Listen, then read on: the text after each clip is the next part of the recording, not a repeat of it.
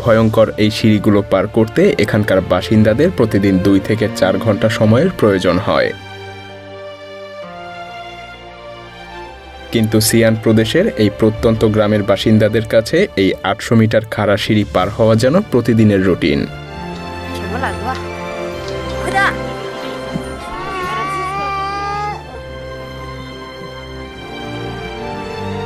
তবে স্কুলে পড়া বাচ্চাদের জন্য এই রাস্তা পার হওয়া আরও বেশি ভয়ানক।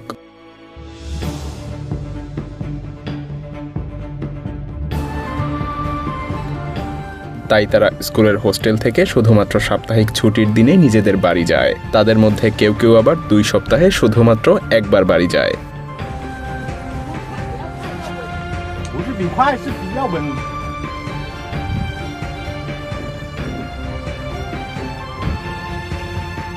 কিন্তু তারপরও ছোট ছোট এসব বাচ্চাদের দুর্গম এই পাহাড়ি পথ পাড়ি দেওয়া অত্যন্ত ঝুঁকিপূর্ণ।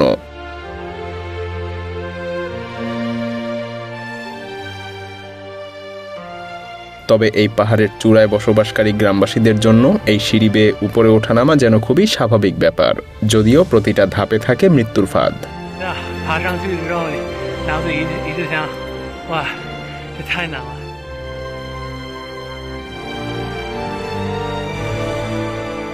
তবে 200 বছরেরও বেশি পুরনো এই গ্রামের সিঁড়ি বেয়ে ওঠানামা করার এমন রীতি প্রজন্মের পর প্রজন্ম ধরে চলে আসছে।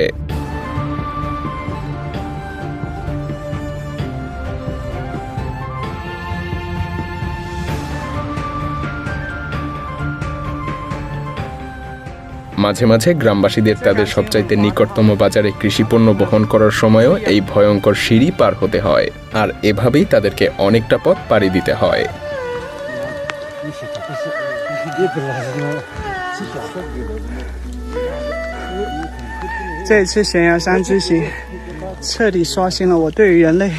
সেখান থেকে আবার বাড়ি ফেরার সময়ও আবার একই সমান রাস্তা পাড়ি দিতে হয়।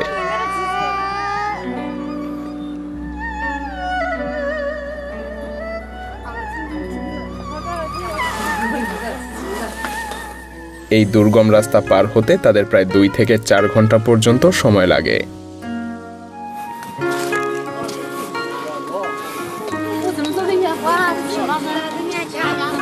বলা হয়ে থাকে এসব বাসিন্দাদের পূর্বপুরুষেরা যুদ্ধ এবং উপজাতীয় সব সংঘর্ষ এড়াতে এই দুর্গম স্থানটা বেছে নিয়েছিলেন নিজেদের বসবাসের জন্য।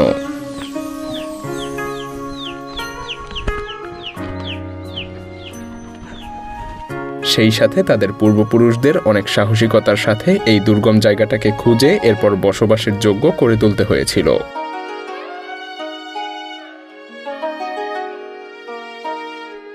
তাই তাদের কখনোই তাদের পূর্বপুরুষদের ঐতিহ্য ফেলে অন্য কোথাও গিয়ে বসবাসের চিন্তা একবারের জন্য মাথায় আসে না।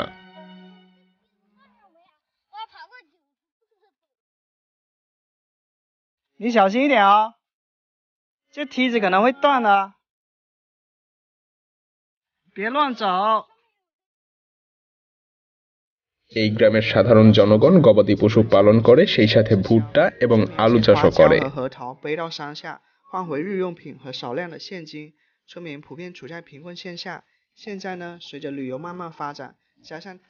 কিন্তু দুর্ভাগ্যবশত সব ফসল তারা পাহাড়ের নিচে বিক্রির জন্য নিয়ে যেতে পারে না, তাই তারা এগুলো বিক্রি করে খুব বেশি একটা অর্থ উপার্জন করতে পারে না।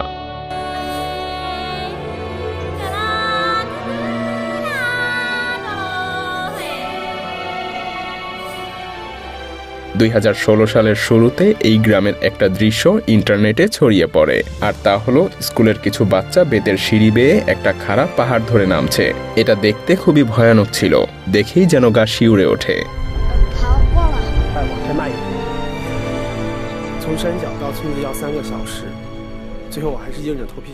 সিঁড়িগুলো ছিল অনেক বেশি খাড়া এবং পাহাড়ের গায়ে লাগানো। ছবিটা খুব দ্রুতই ভাইরাল হয়ে যায়, আর এতে করে দুর্গম অঞ্চলে এভাবে বাস করা বাসিন্দাদের জীবন বিশ্ববাসীর সামনে চলে আসে। এর পেছনের মূল কারণ ছিল এই ভয়ানক রাস্তা।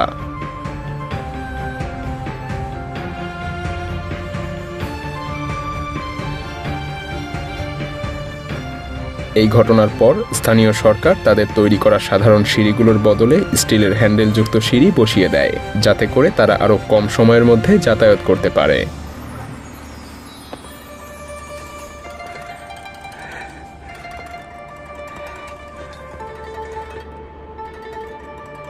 我大概是从这个1点钟爬的，现在是5点50分。 মজার ব্যাপার হলো বর্তমানে এই গ্রাম পর্যটকদের আকর্ষণের অন্যতম কেন্দ্রবিন্দুতে পরিণত হয়েছে।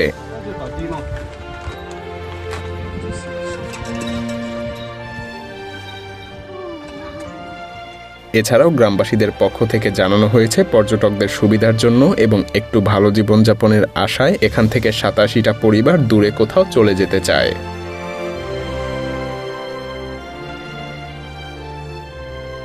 তারা মূলত এখান থেকে প্রায় 75 কিলোমিটার দূরে সরকারি কিছু আবাসস্থলে যেতে চাইছে, যেখানে গেলে তারা একটা সুন্দর দারিদ্র্যমুক্ত জীবন পাবে।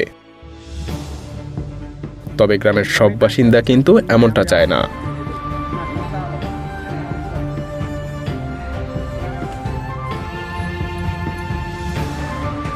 এখানে এখনো 30টা পরিবার তাদের পূর্বপুরুষদের ঐতিহ্য এবং সংগ্রামের স্মৃতি বজায় রাখার জন্য পাহাড়ের এই চূড়াতেই থাকার সিদ্ধান্ত নিয়েছে।